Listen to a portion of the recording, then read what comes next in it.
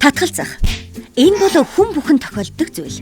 Хүүхэд, өсвөр насныхан, насанд хүрэхчид хинч бай үүнээс зайлсхийх боломжгүй.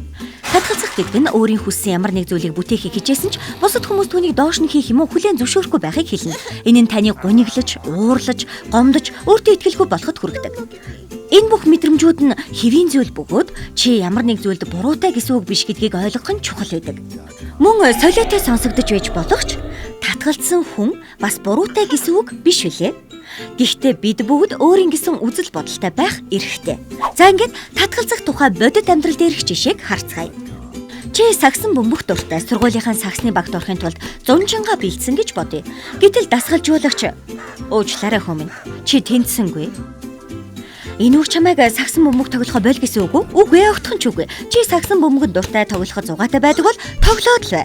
Магадгүй чи дараа жил багтаа тэнцэж чадах ч юм билүү? Эсвэл чи ямар нэг мэдээллийг нийгмийн сүлжээнд нийтэлсэн байж болно.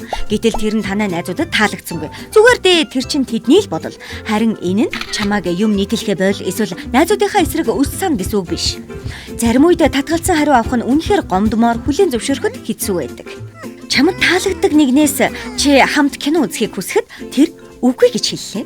Яана, энэ ч хэцүү шүү. Харин тэдний үзэл бодлыг хүндэтгэхийн зэрэгцээ чамд ямар ч буруу байхгүйг ойлгох нь чухал. Далайд их олон загас бий. Нэг хүнд таалагдахгүй байлаа гэд өөр хүнд ч таалагдахгүй гэсэн үг биш ээ. За тэгэхээр татгалзлыг хэрхэн даван туулах вэ? Нэгдүгээрт татгалзсан хариуг хүлээн авч өөрийн мэдрэмжийг дагах хэрэгтэй. Хэрвээ чи үнэхээр гунигтай эсвэл ууртай байвал итгэлтэй найз юм уу насанд хүрсэн хүнтэй ярилцах нь сайхан санаа байж болно. Мөн тэдгээр мэдрэмж хэвийн бөгөөд мөнхөд үргэлжилдэггүй болохыг мэдэх нь чухал. Хичээснийхээ төлөө өөртөө талрах, өөрт байгаа сайн сайхан чанаруудын талаар бод. Өөдрөг бай.